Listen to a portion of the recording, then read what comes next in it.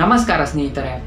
ಇದೇ ಜನವರಿ 22ಕ್ಕೆ ಉತ್ತರ ಪ್ರದೇಶದ ಅಯೋಧ್ಯೆಯಲ್ಲಿ ಭವ್ಯವಾಗಿರುವಂತಹ ರಾಮ ಮಂದಿರ ಉದ್ಘಾಟನೆಗೆ ರೆಡಿಯಾಗಿದೆ. ಆದ್ರೆ ಇದ್ರ ಹಿಂದೆ ನಡೆದಿರೋ ಸತ್ಯಕತೆ ನಿಮಗೆ ಗೊತ್ತಾ? ಸುಮಾರು 500 ವರ್ಷಗಳಿಂದ ಹಿಂದೂ ಮುಸ್ಲಿಂ ನಡುವೆ ಸಂಘರ್ಷ ನಡೆದಿದೆ. ಹಾಗೆ 70 ವರ್ಷಗಳ ಕಾಲ ಈ ವಿಚಾರ ಕೋರ್ಟ್ನಲ್ಲಿತ್ತು. 3 ಲಕ್ಷ ಹಿಂದೂಗಳ ಪ್ರಾಣ ತ್ಯಾಗದ ಮೇಲೆ ಈ ಮಂದಿರ ನಿಂತಿದೆ. ಇಂಥ ಐತಿಹಾಸಿಕ ರಾಮ ಮಂದಿರದ ವಿಷಯದಲ್ಲಿ ಬಾಬರ್ನ ಕೈವಾಡ ಏನು? ಹಾಗೆ 1949ರಂದು ರಾಮನ ಮೂರ್ತಿ ಮಸ್ಜಿದಿಯಲ್ಲಿ ಪ್ರತ್ಯಕ್ಷ ಆದ ದಿನ ಅಲ್ಲಿ ಏನಾಯ್ತು? ರಾಮ ಮಂದಿರದ ಹಿಂದೆ ನಡೀತಿರೋ ಸಾಕಷ್ಟು ಸತ್ಯ ಘಟನೆಗಳ ಬಗ್ಗೆ ಈ ವಿಡಿಯೋದಲ್ಲಿ ತಿಳ್ಕೊಳ್ಳೋಣ ಬನ್ನಿ. ರಾಮ ಮಂದಿರ ಉದ್ಘಾಟನೆಗೆ ಇನ್ನೇನು ಕೆಲವೇ ದಿನಗಳು ಬಾಕಿ ಇದ್ದಾವೆ.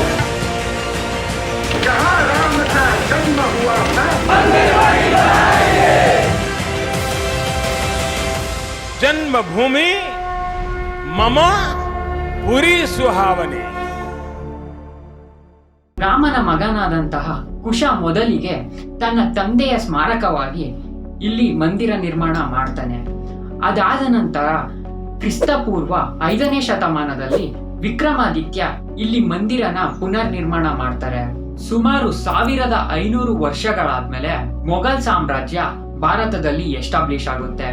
1528ರಲ್ಲಿ ಮೊಘಲ್ ಸಾಮ್ರಾಜ್ಯದ ದೊರೆಯಾಗಿದ್ದಂತಹ ಬಾಬರ್ನ ಕಮಾಂಡರ್ ಮೀರ್ ಬಕಿ ಇಲ್ಲಿದ್ದಂತಹ ರಾಮ ಮಂದಿರವನ್ನು ಕೆಡವಿ ಅಲ್ಲಿ ಬಾಬ್ರಿ ಮಸೀದಿಯನ್ನ ಕಟ್ತಾನೆ. 1853ರಲ್ಲಿ ನಿರ್ಮೋಹಿ ಅಕ್ರಾ ಮೊದಲಿಗೆ ಧ್ವನಿ ಎತ್ತಿ ಇಲ್ಲಿ ರಾಮ ಮಂದಿರವಿತ್ತು, ಅದನ್ನ ಕೆಡವಿ ಬಾಬ್ರಿ ಮಸೀದಿಯನ್ನು ಕಟ್ಟಿದ್ದಾರೆ ಎಂದು ಧ್ವನಿ ಎತ್ತಿರ್ತಾರೆ. ಇದಾದ ನಂತರ ದೇಶದೆಲ್ಲೆಡೆ ದಂಗೆಗಳೇಳ್ತವೆ.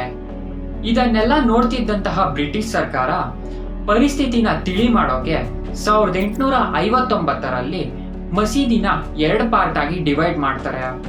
ಮೊದಲನೇ ಪಾರ್ಟ್ ಅಂದ್ರೆ ಮಸೀದಿಯ ಒಳಗಡೆ ಪಾರ್ಟ್ ಮುಸ್ಲಿಮ್ಸ್ಗೆ ಕೊಡ್ತಾರೆ, ಆಚೆಗಡೆ ಪಾರ್ಟ್ನ ಹಿಂದೂಸ್ಗೆ ಕೊಡ್ತಾರೆ.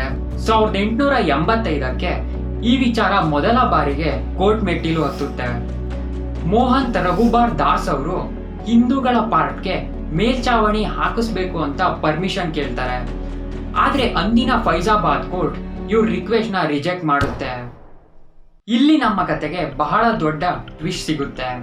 23 ಡಿಸೆಂಬರ್ 1949ರಂದು ವಿವಾದಿತ ಬಾಬ್ರಿ ಮಸೀದಿ ಒಳಗಡೆ ಬಾಲರಾಮನ ವಿಗ್ರಹ ಪ್ರತ್ಯಕ್ಷ ಆಗಿದೆ ಅಂತ ದೇಶದೆಲ್ಲೆಡೆ ಹಬ್ಬುತ್ತೆ.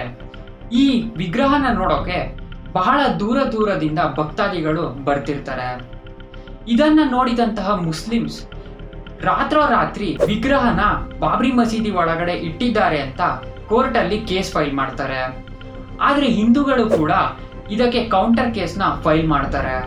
ಇದನ್ನ ನೋಡಿದಂತಹ ಸರ್ಕಾರ ಆ ಜಾಗನ ಬ್ಯಾನ್ ಮಾಡುತ್ತೆ.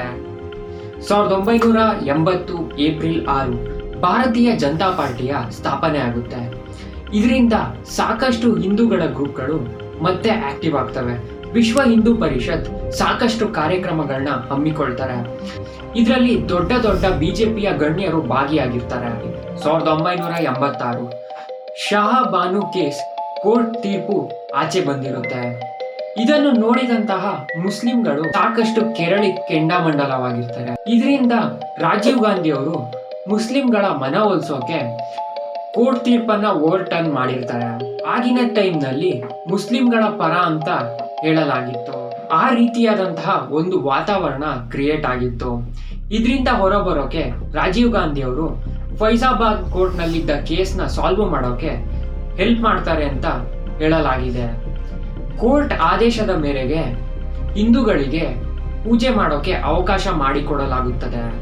ಆದ್ರೆ 3 ವರ್ಷ ಆದ್ಮೇಲೆ 1989ರಲ್ಲಿ ಅಲಹಾಬಾದ್ನ ಎದ್ಸಿ ಲಕ್ನೋನ ಬೆಂಚ್ ಈ ಜಾಗನ ಮತ್ತೆ ಕ್ಲೋಸ್ ಮಾಡಿಸ್ತಾರೆ. ನಾವು ಮುಂಚೆನೆ ಹೇಳ್ದಂಗೆ ವಿಶ್ವ ಹಿಂದೂ ಪರಿಷತ್ ದೇಶದೆಲ್ಲೆಡೆ ಸಾಕಷ್ಟು ಆಂದೋಲನಗಳನ್ನ ನಡೆಸ್ತಿರ್ತಾರೆ. ಇದರಿಂದ ದೇಶದೆಲ್ಲೆಡೆ ಸಾಕಷ್ಟು ದಂಗೆಗಳು ನಡೀತಿರ್ತವೆ. 1989 ಅಕ್ಟೋಬರ್ನಲ್ಲಿ ಬಿಹಾರ್ನ ಬಾಗಲ್ಪುರ್ನಲ್ಲಿ ನಡೆದಂತಹ ಒಂದು ದಂಗೆಯಲ್ಲಿ 1000ಕ್ಕೂ ಹೆಚ್ಚು ಜನ ಇಲ್ಲಿ ಸಾವನ್ನಪ್ತಾರೆ. 1990 ಸೆಪ್ಟೆಂಬರ್ 25ಕ್ಕೆ ಬಿಜೆಪಿಯ ದೊಡ್ಡ ನೇತಾ ಆಗಿದ್ದಂತಹ ಲಾಲ್ ಕೃಷ್ಣ ಅಡ್ವಾಣಿ ಅವರು ಸೋಮನಾಥ್ನಿಂದ ಅಯೋಧ್ಯೆವರೆಗೆ ದೊಡ್ಡ ರಥಯಾತ್ರೆಯನ್ನ ಕೈಗೊಳ್ತಾರೆ. ಈ ರಥಯಾತ್ರೆ ಎಲ್ಲೆಲ್ಲಿ ಹೋಗುತ್ತೋ ಅಲ್ಲೆಲ್ಲ ಸಾಕಷ್ಟು ಗಲಭೆಗಳು ಆಗ್ತಿರ್ತವೆ. ಬರೀ ನಾರ್ತ್ ಇಂಡಿಯಾದಲ್ಲಿ ಅಷ್ಟೇ ಅಲ್ಲದೆ ಕರ್ನಾಟಕ, ಆಂಧ್ರ ಪ್ರದೇಶ ಹಾಗೂ ಮಧ್ಯಪ್ರದೇಶದಲ್ಲಿ ಸಾಕಷ್ಟು ಗಲಭೆಗಳು ನಡೆಯೋಕೆ ಶುರು ಆಗಿರ್ತವೆ. ಇದರ ಹಿಂದೆನೆ 1990 ಅಕ್ಟೋಬರ್ 23ಕ್ಕೆ ಸಿಎಂ ಆಗಿದ್ದಂತಹ ಲಾಲು ಪ್ರಸಾದ್ ಯಾದವ್ ಅವರು ಅಡ್ವಾಣಿ ಅವ್ರನ್ನ ಅರೆಸ್ಟ್ ಮಾಡಿಸ್ತಾರೆ. ಇದೇ ಹೊತ್ತಲ್ಲಿ 6 ಡಿಸೆಂಬರ್ ಅನ್ನ ಕರಸೇವಕ್ ದಿವಸ್ ಎಂದು ಘೋಷಣೆ ಮಾಡಲಾಗುತ್ತದೆ. ಇದರಿಂದ ದೇಶದ ಮೂಲೆ ಮೂಲೆಯಲ್ಲಿದ್ದಂತಹ ಹಿಂದೂಗಳೆಲ್ಲ ಅಯೋಧ್ಯೆಗೆ ಬರ್ತಾರೆ. लग रहा है कि कार सेवा रुक नहीं सकती, चाहे इसको संत महात्मा रोके चाहे नेता लोग रुके. ಅಯೋಧ್ಯೆಯ ಬಾಬ್ರಿ ಮಸೀದಿಯನ್ನ ಡಿಸೆಂಬರ್ 6, 1992ರಂದು ಕಂಪ್ಲೀಟ್ ಆಗಿ ಕೆಡವ ಹಾಕ್ತಾರೆ.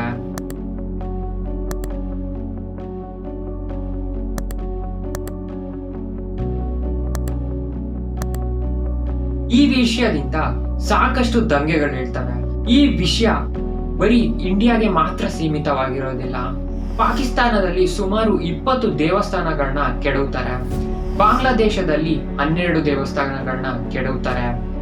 ಮುಂಬೈನ 1993 ಬ್ಲಾಸ್ಟ್ಗೂ ಕೂಡ ಇದೇ ಕಾರಣ ಎಂದು ಹೇಳಲಾಗುತ್ತದೆ. 2007ರಲ್ಲಿ ವಿಶ್ವ ಹಿಂದೂ ಪರಿಷತ್ ಮಂದಿರದ ನಿರ್ಮಾಣ ಶುರು ಮಾಡಿದೀವಿ ಅಂತ ಹೇಳಿ ಕರಸೇವಕರನ್ನ 15 ಅಕ್ಟೋಬರ್ಗೆ ಅಯೋಧ್ಯೆಗೆ ಕರೀತಾರೆ. ಕರಸೇವಕರು ಕೆಲಸ ಎಲ್ಲ ಮುಗಿಸಿ ಮತ್ತೆ ವಾಪಸ್ ಆಗಬೇಕಾದ್ರೆ ಗುಜರಾತ್ನ ಗೋಧರದಲ್ಲಿ ಅವ್ರು ಹೋಗ್ತಿದ್ದಂಥ ಟ್ರೈನ್ಗೆ ಬೆಂಕಿ ಹಚ್ಚಲಾಗುತ್ತೆ. ಈ ಘಟನೆಯಲ್ಲಿ ಸಾಕಷ್ಟು ಜನ ಸತ್ತೋಗ್ತಾರೆ, ಸಾಕಷ್ಟು ಜನಕ್ಕೆ ಗಾಯ ಆಗುತ್ತೆ. ಏಪ್ರಿಲ್ 2003ರಲ್ಲಿ ಅಲಹಾಬಾದ್ ಹೈಕೋರ್ಟ್ ಈ ಮ್ಯಾಟರ್ನ ಸಾಲ್ವ್ ಮಾಡೋಕ್ಕೋಸ್ಕರ ಒಂದು ಬೆಂಚ್ನ ರೆಡಿ ಮಾಡುತ್ತೆ. ASI ಅಂದ್ರೆ ಆರ್ಕಿಯೋಲಾಜಿಕಲ್ ಸರ್ವೆ ಆಫ್ ಇಂಡಿಯಾಗೆ 6 ತಿಂಗಳ ಸಮಯವನ್ನು ಕೊಟ್ಟು ಇಲ್ಲಿ ಸರ್ವೆ ಮಾಡೋಕೆ ಹೇಳುತ್ತೆ. ಆರ್ಕಿಯೋಲಾಜಿಕಲ್ ಸರ್ವೆ ಆಫ್ ಇಂಡಿಯಾದವರು ಮಸ್ಜಿದಿ ಕೆಳಗಡೆ ಸರ್ವೆ ಮಾಡಬೇಕಾದ್ರೆ ಅವ್ರಿಗೆ ಸಾಕಷ್ಟು ಪಿಲ್ಲರ್ಗಳು ಮತ್ತೆ ಮೂರ್ತಿಗಳು ಸಿಗ್ತವೆ. ಇವೆಲ್ಲ ಹಿಂದೂ ಸ್ಟೈಲ್ ಪಿಲ್ಲರ್ಸ್ ಹಾಗೂ ಮೂರ್ತಿಗಳಾಗಿರ್ತವೆ. ಇವನ್ನ ಕಾರ್ಬನ್ ಡೇಟಿಂಗ್ ಮಾಡಿದಾಗ ಗೊತ್ತಾಗುತ್ತೆ ಇವೆಲ್ಲ 10ರಿಂದ 12ನೇ ಶತಮಾನಕ್ಕೆ ಸೇರಿದಂತಹ ಮೂರ್ತಿಗಳು ಹಾಗೂ ಪಿಲ್ಲರ್ಗಳು ಅಂತ. ಮೊದಲ ಬಾರಿಗೆ ಇಲ್ಲಿ ಸೈಂಟಿಫಿಕ್ ಆಗಿ ಒಂದು ಪ್ರೂಫ್ ಸಿಗುತ್ತೆ. 30 ಸೆಪ್ಟೆಂಬರ್ 2010ಕ್ಕೆ ಅಲಹಾಬಾದ್ ಹೈಕೋರ್ಟ್ ತನ್ನ ತೀರ್ಪನ್ನ ಕೊಡುತ್ತೆ. ರಾಮ್ ಜನ್ಮಭೂಮಿನ ನ್ಯಾಸ್ಗೆ ಸೆಂಟ್ರಲ್ ಏರಿಯಾಗೆ ಕೊಡ್ತಾರೆ. ಎರಡನೇದು ಸೀತಾ ರಸೋಹಿ ಹಾಗೂ ರಾಮ್ ಚಬೂತ್ರೆನ ನಿರ್ಮೋಹಿ ಅಕ್ರಾಗೆ ಕೊಡ್ತಾರೆ. ರಿಮೈನಿಂಗ್ ಪಾರ್ಟ್ನ ಸುನ್ನಿ ವಕ್ಫ್ ಬೋರ್ಡ್ಗೆ ಕೊಡ್ತಾರೆ. ಮೇ 9, 2011ಕ್ಕೆ ಅಲಹಾಬಾದ್ ಹೈಕೋರ್ಟ್ನ ಡಿಸಿಷನ್ನ ಸುಪ್ರೀಂ ಕೋರ್ಟ್ ಹೋಲ್ಡ್ಗೆ ಹಾಕುತ್ತೆ. ಯಾಕಂದ್ರೆ ಇಲ್ಲಿ ಇಬ್ರಿಗೂ ಜಾಗ ಡಿವೈಡ್ ಮಾಡ್ಕೊಳ್ಳೋಕೆ ಇಷ್ಟ ಇರಲಿಲ್ಲ. ಇಬ್ರಿಗೂ ಪೂರ್ತಿ ಜಾಗನೇ ಬೇಕಾಗಿತ್ತು. ಆದ್ರಿಂದ ಈ ಡಿಸಿಷನ್ನ ಹೋಲ್ಡ್ಗೆ ಹಾಕುತ್ತೆ. ಇಷ್ಟೆಲ್ಲ ಆದ್ಮೇಲೆ ಸುಪ್ರೀಂ ಕೋರ್ಟ್ ಒಂದು ಪ್ಯಾನಲ್ನ ಕ್ರಿಯೇಟ್ ಮಾಡುತ್ತೆ. ಸುಮಾರು 40 ದಿನಗಳ ಹಿಯರಿಂಗ್ ಆದ್ಮೇಲೆ ಸುಪ್ರೀಂ ಕೋರ್ಟ್ ತನ್ನ ಕೊನೆಯ ತೀರ್ಪನ್ನು ಕೊಡೋಕೆ ರೆಡಿ ಆಗುತ್ತೆ. ನವೆಂಬರ್ 9, 2019ರಲ್ಲಿ ಸುಪ್ರೀಂ ಕೋರ್ಟ್ ತನ್ನ ಕೊನೆಯ ತೀರ್ಪನ್ನ ಕೊಡುತ್ತೆ. 2.77 ಹೆಕ್ಟೇರ್ ವಿವಾದಿತ ಜಾಗವನ್ನು ರಾಮಲಲ್ಲನಿಗೆ ಮುಡಿಪಾಗಿ ಇಡುತ್ತೆ ಮತ್ತು ಸುನ್ನಿ ವಕ್ಫ್ ಬೋರ್ಡ್ಗೆ ಬೇರೆ ಕಡೆ 5 ಹೆಕ್ಟೇರ್ ಜಾಗವನ್ನು ನೀಡುತ್ತೆ. ನಿಮ್ಗೆ ಹೇಳಿದ್ರೆ ನಂಬಲ್ಲ, ಈ ಕೇಸ್ನಲ್ಲಿ ರಾಮ ತಾನೇ ಹೋರಾಡಿ ಗೆಲ್ತಾರೆ. ಯಾಕಂದ್ರೆ ಒಂದು ಮಂದಿರದ ವಿಷಯದಲ್ಲಿ ಕೋರ್ಟ್ ಆ ಮಂದಿರದ ದೇವರನ್ನು ಒಬ್ಬ ವ್ಯಕ್ತಿಯಾಗಿ ನೋಡುತ್ತೆ. ಒಬ್ಬ ವ್ಯಕ್ತಿಗೆ ಎಷ್ಟೆಲ್ಲ ಹಕ್ಕುಗಳಿರ್ತಾವೋ ಅಷ್ಟೆಲ್ಲ ಹಕ್ಕುಗಳು ದೇವರಿಗೂ ಇರುತ್ತೆ. 5 ಆಗಸ್ಟ್ 2020ರಂದು PM ನರೇಂದ್ರ ಮೋದಿ ಅವರು ಭೂಮಿ ಪೂಜೆಯನ್ನ ನೆರವೇರಿಸಿಕೊಡ್ತಾರೆ. ಇದೇ ಜನವರಿ 22ರಂದು ಮಂದಿರ ನಿರ್ಮಾಣವಾಗಿ ಉದ್ಘಾಟನೆಗೆ ರೆಡಿ ಆಗ್ತಿದೆ. ಇನ್ನು ಮಂದಿರದ ಫೀಚರ್ಸ್ಗಳ ಬಗ್ಗೆ ಮಾತಾಡೋದಾದ್ರೆ ಈ ಮಂದಿರದಲ್ಲಿ 392 ಪಿಲ್ಲರ್ಸ್ಗಳಿವೆ, 44 ಡೋರ್ಸ್ಗಳಿವೆ. 100 kg ಚಿನ್ನನ ಬರೀ ಡೋರ್ನ ಕವರ್ ಮಾಡೋಕೆ ಯೂಸ್ ಮಾಡಲಾಗಿದೆ. ಈ ಮಂದಿರದಲ್ಲಿ 3 ಫ್ಲೋರ್ಗಳಿವೆ. ಈ ಮಂದಿರದ ನಿರ್ಮಾಣ ಮಾಡೋ ವೇಳೆ ಯಾವುದೇ ರೀತಿಯಾದಂತಹ ಸಿಮೆಂಟ್ ಅಥವಾ ಕಬ್ಬಿಣನ ಯೂಸ್ ಮಾಡಿಲ್ಲ. ಬರೀ ಪಿಂಕ್ ಸ್ಯಾಂಡ್ ಸ್ಟೋನ್ ನ ಯೂಸ್ ಮಾಡಲಾಗಿದೆ. ಇದರಿಂದ ಈ ಮಂದಿರದ ಆಯಸ್ಸು 2500 ವರ್ಷಗಳಿಗೂ ಹೆಚ್ಚು ಎಂದು ಹೇಳಲಾಗುತ್ತದೆ. ಇದಾಗಿತ್ತು ರಾಮ ಮಂದಿರದ ಬಗ್ಗೆ ತಿಳಿಸಿಕೊಡೋ ನಮ್ಮದೊಂದು ಚಿಕ್ಕ ಪ್ರಯತ್ನ. ಈ ವಿಡಿಯೋ ಏನಾದರೂ ನಿಮಗೆ ಇಷ್ಟ ಆಗಿದ್ರೆ ಲೈಕ್ ಮಾಡಿ, ಇಲ್ಲ ಅಂದ್ರೆ ಡಿಸ್ಲೈಕ್ ಮಾಡಿ. ಸಬ್ಸ್ಕ್ರೈಬ್ ಮಾಡಿ ಸಪೋರ್ಟ್ ಕೊಡಿ. ನಿಮ್ಮ ಕಮೆಂಟ್ಸ್ನ ಹಾಕೋದನ್ನ ಮರಿಬೇಡಿ. ಧನ್ಯವಾದಗಳು.